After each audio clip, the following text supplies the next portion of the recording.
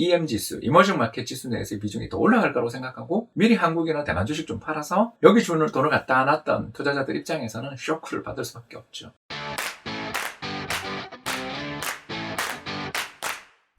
네, 안녕하세요. 27년차 이코노미스트 홍춘욱입니다. 최근에는 세종사이버대학교에서 경영학과 교수로 일도 하고 있습니다. 이번 시간에는 최근 가장 뜨겁게 따라오르고 있는 시장, 바로 아시아 신흥국 시장, 그 중에서도 한국 주식시장에 외국인 자금이 유입되는 이유를 살펴볼까 합니다. 블룸버그의 헤드라인 기사에도 실려있는 것처럼 아시아 이머징 시장으로 글로벌 투자자들의 시선이 집중되고 있다, 또는 뜨거운 열기가 전해지고 있다라는 그런 내용의 보도가 실렸는데, 사진으로 실려있는 이 배경의 화면이 서울시 야경이더라고요. 그래서 그 내용들을 이렇게 쭉 살펴보다 보니까 그럴듯하다, 그런 생각은 좀 들었습니다만 의문이 제기됩니다. 지난 4월 이후 아시아 이머징 마켓의 주식시장이 강한 상승세를 보였음에도 불구하고 그간 참여하지 않다가 왜 지금에서야 적극적인 매수를 기록하고 있는 걸까요? 오늘은 이 의문을 풀어보고자 준비했습니다. 다음 그림을 보시면 알겠지만 최근 들어서서 외국인 투자자들의 한국 주식 매수 열기가 대단히 뜨겁습니다. 금융감독원에서 발표한 통계에 따르면 올해 한 해 동안 외국인 투자자들은 20조 원이 넘는 대규모 순매도를 기록하다가 11월 한 달에만 반대로 6조 원이 넘는 순매수로 돌아섰다고 해요. 즉 11월에 갑작스럽게 태도의 변화가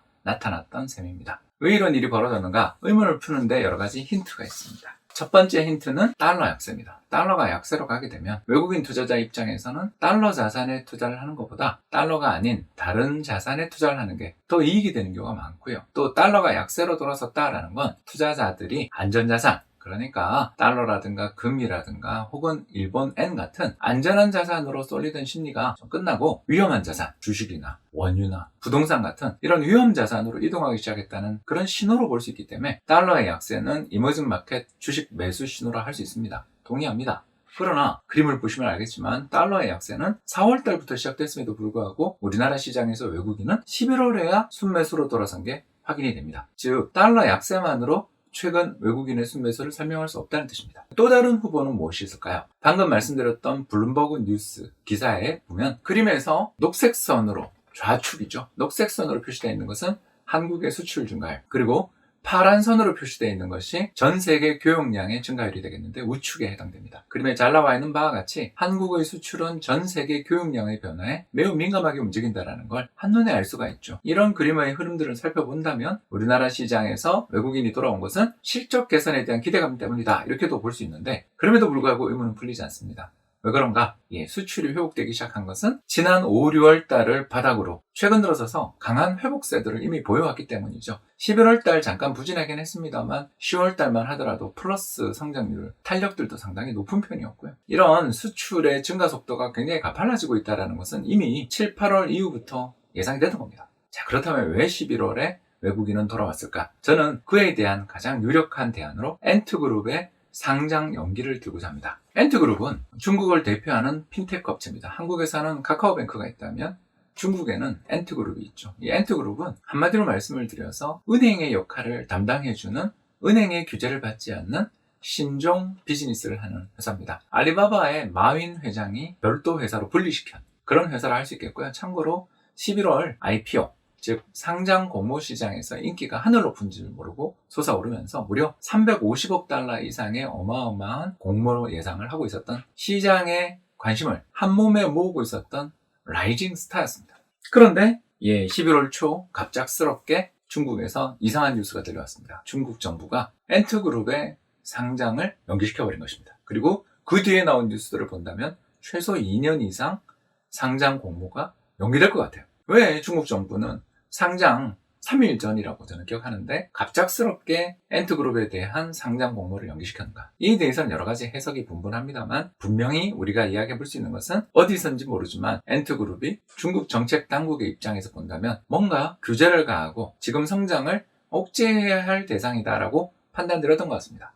그러나 그건 중국 정부 생각이고요. 글로벌 금융시장 참가자들 입장에서는 일대 쇼크였습니다. 그림에 나와 있는 블룸버그의 뉴스의 기사에도 잘 나와 있는 것처럼 이번 블룸버그의 기사 내용을 한번 제가 요약해놨는데 중국 정부가 갑작스런 이런 행동을 하면서 전 세계 투자자들, 그러니까 어마어마한 공모 규모에 대비해서 그 공모를 받으려면 더 많은 돈이 필요하잖아요. 그래서 이 엔트그룹 공모를 받기 위해서 그 전부터 수많은 사람들이 다른 주식을 팔거나 새로운 돈을 유입해서 이거 준비하고 있었는데 갑작스럽게 연기됐다는 거죠. 이 과정에서 발생한 충격, 즉 뭐냐면 중국 정부의 정책의 일관성에 대해서 신뢰가 사라진 거죠. 두 번째, 엔트그룹은 이번에 350억 달러에 달하는 어마어마한 자금을 갖다가 공모함으로써 자기 자본을 충족시켜서 이걸 가지고 중국 정부가 가하고 있는 규제, 다시 말씀드려서 핀테크 업체가 은행처럼 일을 하고 있음에도 불구하고 은행과 같은 적정성, 자본의 충분한 자본을 갖지 못하고 있다는 거에 대한 공격받았던 걸 완화해서 이걸로 더 적극적인 비즈니스를 하려고 생각했었던 것 같아요. 그런데 이게 이제 무산된 거죠. 결국 사업의 불확실성에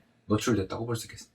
참고로 이게 왜 우리나라 시장에서의 외국인 순매수로 연결되는가, 이게 궁금하신 분들이 있을 텐데요. 바로 MSCI 지수라는 것을 우리가 알아둘 필요가 있습니다. 외국인 투자자들이 어떤 새로운 나라, 신흥국이라든가 다른 나라에 투자를 했을 때 모든 주식을 살 수는 없는 일입니다. 그 나라를 대표하는 몇몇 기업들밖에 투자하기가 어렵죠. 그러다 보니까 MSCI라는 회사에서 자기들이 외국인이 투자할 만한 좀 신용도가 있고 또 규모도 크며 투명하다고 생각되는, 유통 주식 물량도 많다고 생각되는 종목들을 집합해서 MSCI 지수라는 걸 만듭니다. 결국 이 MSCI 지수는 뭐냐면 외국인들이 어떤 낯선 나라에 투자하게 될 때 거둬들인 성과를 측정하는 잣대다라고 볼 수 있습니다. 예를 들어 한국에 투자한 외국인이 한국에서 올해 20%의 수익을 냈다면 이건 분명히 부진한 성과라고 할 수 있습니다. 왜? 같은 기간 코스피는 더 올랐으니까. 그러나 MSCI 지수가 예를 들어서 15% 올랐다면 이 사람은 5%의 초과 성과를 기록한 셈이 되는 거죠. 결국 그러기 때문에 전 세계 투자자들은 어떤 나라의 지수를 측정을 하게 될 때 MSCI 지수를 많이들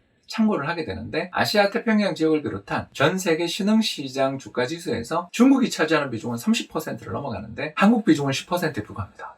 결국 특히 엔트그룹의 상장으로 인해서 중국의 MSCI EM 지수, 이머징 마켓 지수 내에서의 비중이 더 올라갈 거라고 생각하고 미리 한국이나 대만 주식 좀 팔아서 여기 주는 돈을 갖다 놨던 투자자들 입장에서는 쇼크를 받을 수밖에 없죠. 중국 증시에 대한 신뢰가 약해진 것뿐만 아니라 중국의 시장에 굉장히 좋은 MSCI 지수에 곧 들어올 거라고 생각되는 중요한 기업을 투자하려고 미리 빼놨던 돈이 갈 데가 없어졌죠.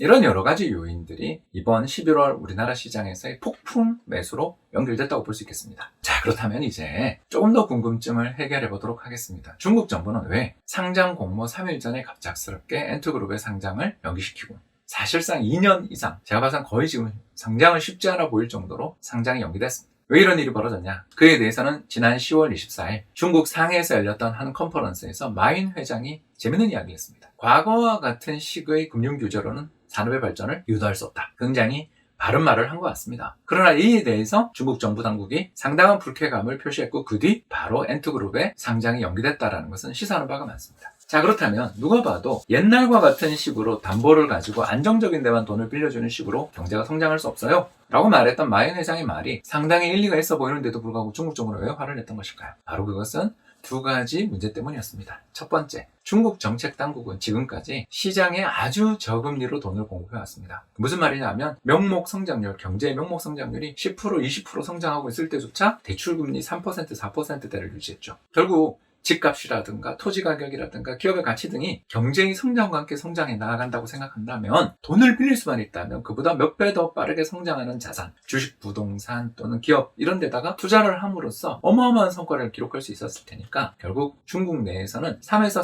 4% 정도로 낮은 금리로 대출을 받을 수 있는 사람이 인생의 승자가 됩니다. 그리고 그 인생의 승자들은 대부분 중국 정부와 네트워크를 가지고 있는 개인들 아니면 국영기업들이 승자가 되었죠. 이 문제에 대응해서 알리바바가 만든 자회사 엔투그룹이라고 하겠죠. 엔투그룹은 모바일 앱입니다. 화페이와 제바이라는 것을 출시를 해서 어떻게 했냐면 소액으로 중소기업이나 개인들에게 대출을 해줬던 겁니다. 그리고 이 대출을 해주는 과정에서 신용도들을 물론 점검하긴 했습니다만 은행보다는 상대적으로 문턱이 낮았기 때문에 이 서비스를 굉장히 많이 사용했다는 것이죠. 근데 문제가 있습니다. 첫 번째 문제는 뭐냐면요, 하루 이자율이 0.04%였대요. 그러면 1년이면 얼마냐? 14에서 16%라는 상당히 높은 고리 대금이 됩니다. 두 번째, 대부분의 은행들은 100억 원을 대출해 주려면 자기 자본이 8억 원 있어야 됩니다. 즉 BIS 기준 자기 자본 비율 8% 뭐 이런 거 들어보셨을 거예요.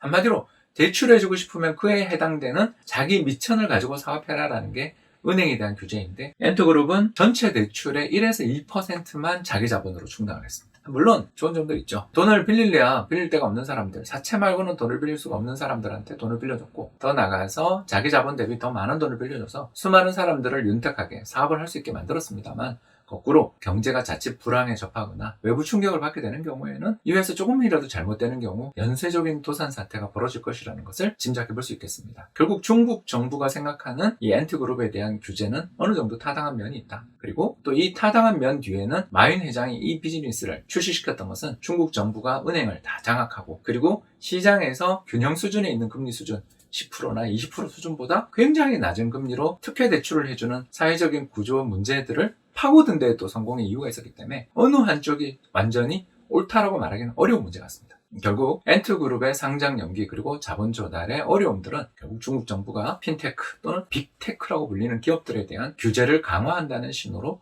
우리들은 해석해 볼 수가 있지 않을까 생각되고요. 이것은 자유로운 거래와 그리고 투자에 있어서의 투명성을 선호하는 외국인 입장에서는 상당한 악재로 해석되었을 법합니다. 지금까지 시청해 주셔서 대단히 감사합니다.